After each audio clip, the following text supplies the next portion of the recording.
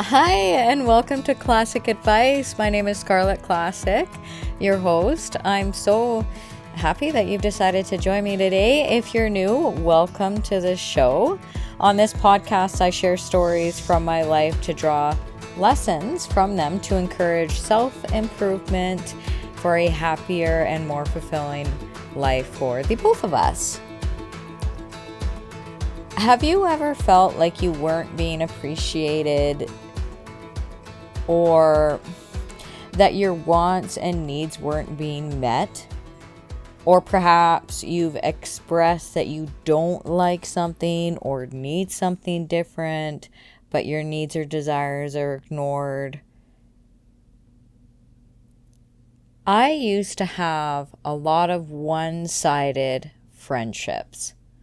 And until I went to therapy, I didn't really realize that it was the case. It was just kind of my normal. And when you're so used to one way of being and doing things until someone points it out to you, that's kind of why I thought I would bring it up, because I was talking to a friend of mine recently, and she was talking to me about this difficult situation that she's in and about that feeling that she's expressed multiple times that her needs weren't being met, but the other person isn't changing, and it's just kind of the way it is, and it's been this way for years. And it got me to thinking that, this is an important topic to cover. Maybe again, I have covered boundaries in the past. If you want to rewind through my episodes, I do talk about creating boundaries with toxic people. But I'm not really thinking about toxic people today, just one-sided friendships. I had this friend in the past that I would always go to her house. And granted, when we first met, she was talking to me about how she was having issues with this one horse of hers, that she wanted corrected. And I was like, oh, well, that's actually quite an easy problem to fix. You just need to do XYZ. And then she was talking to me about someone, she wanted to train one of her horses to kneel down to the ground because she had someone that had difficulty getting up. So it would be nice if the horse would kneel down to the ground and they could get on that way. And I was like, well, I've not done that before, but I've seen people do it, and I've watched videos on how to eventually get the horse to do that. I just hadn't really had cause to train a horse before to do that. And that was the beginning of our relationship, that going back and forth about the horse talk. And then she's like, well, I'm not really horse savvy. Would you just come and do it? And I jumped on the opportunity because I didn't have, at the time I had two really little kids, and I wasn't working at the ranch anymore, and I didn't have my own horse yet at the time. So I jumped on it.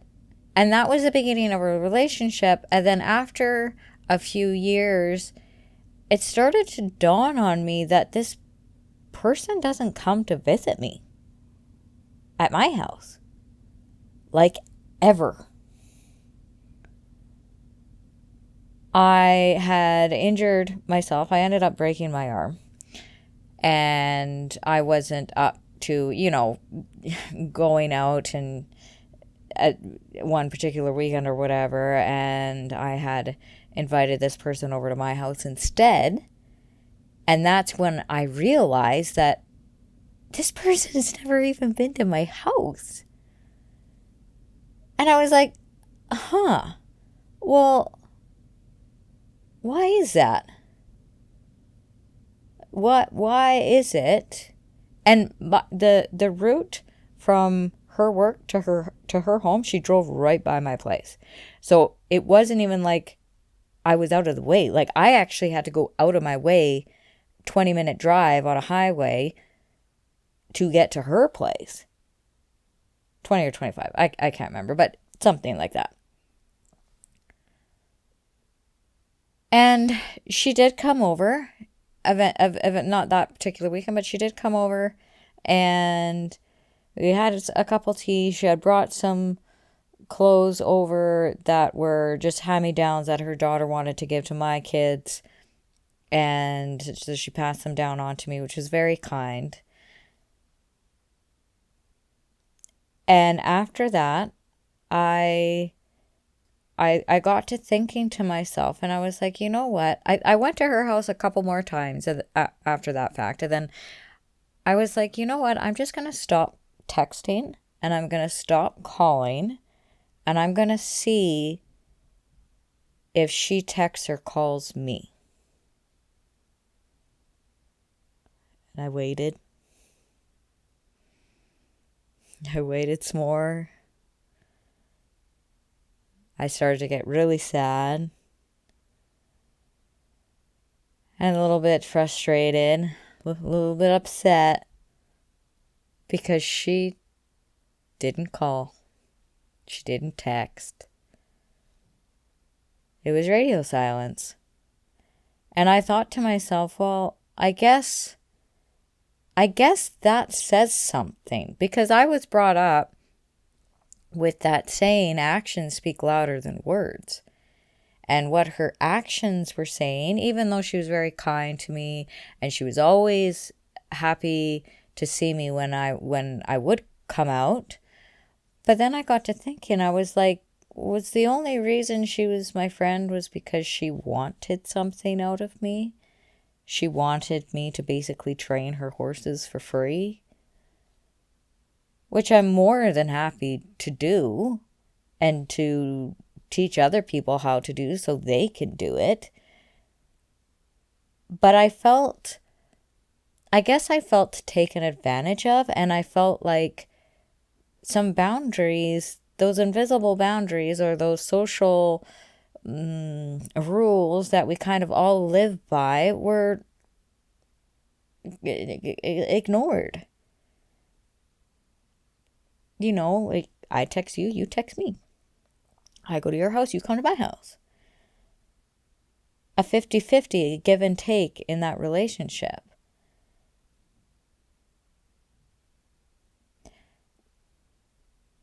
I mentioned this one time when I was in therapy, and my therapist basically told me, he said that is called a one-sided friendship. And he said, if you value yourself and you know your worth and you know you're worthy of a 50-50 relationship, you'll stop doing the one-sided friendships, because you're worth more than that.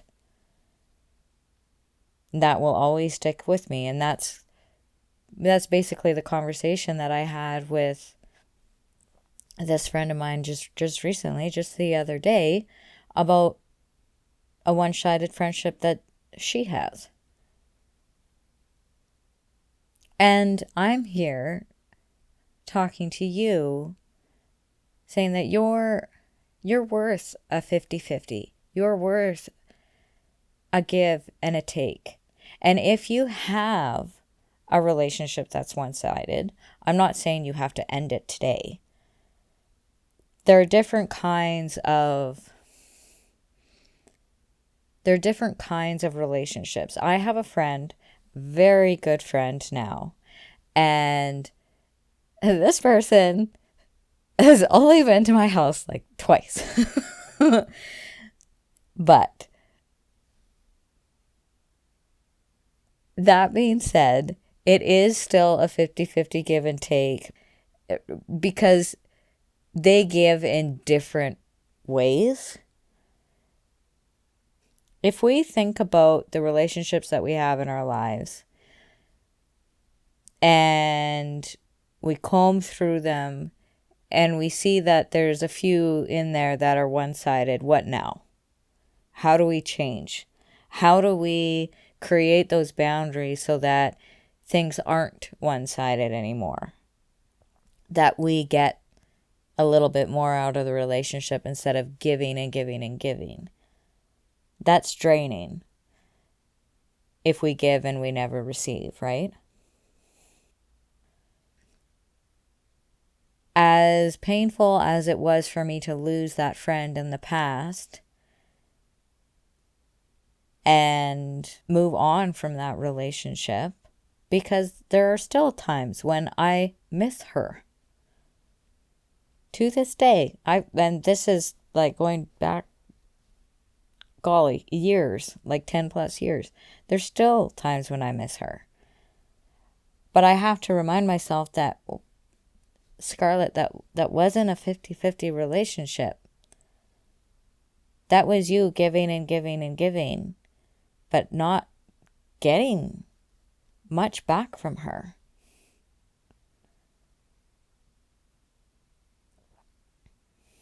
And you're worth more than that.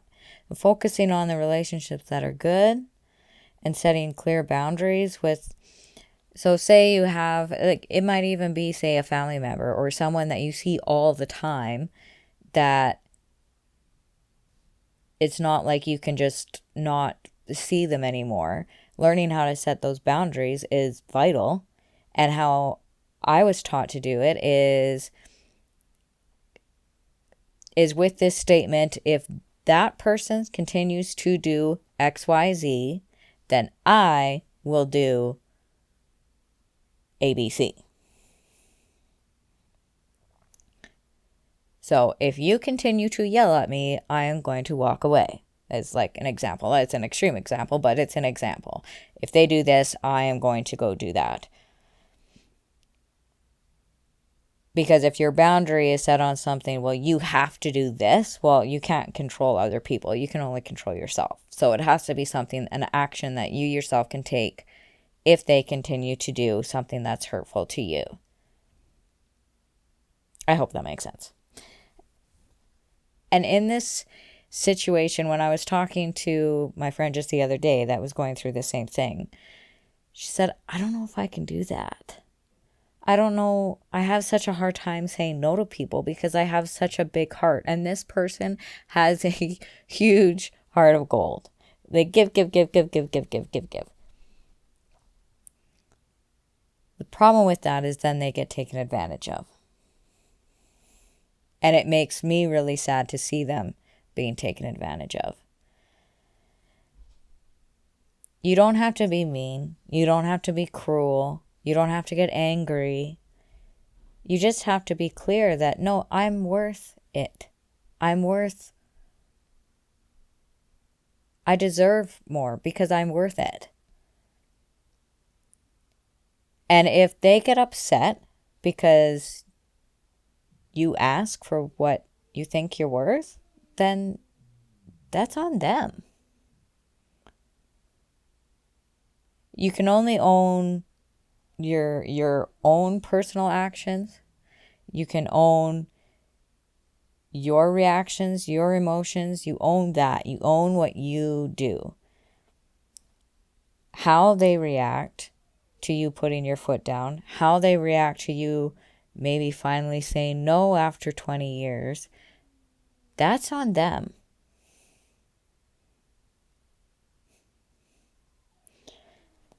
Now, I don't know, you can probably hear him in the background. Hemi, my dog, is telling me that it is dinner time, and I believe my kids just got home from school. So I'm going to let you guys go. So before we wrap this up, I want to give you the challenge of the week. This week, I challenge you to set some boundaries. And know your worth.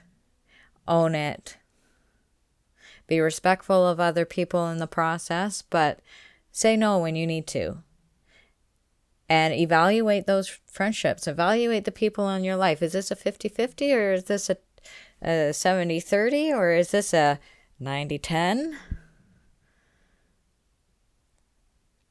I know I might as well. I'll do it with you guys. I'll think through the relationships in my own life and see what's up and where I need to improve, because there's always room for that, right? That's my challenge of the week. To quote my dear friend JJ down in Maine, hi JJ, I know you're listening. Please pause. Take that moment to reflect on your relationship. Love yourself enough to set those boundaries. Say no when you need to. And be aware of your ripple.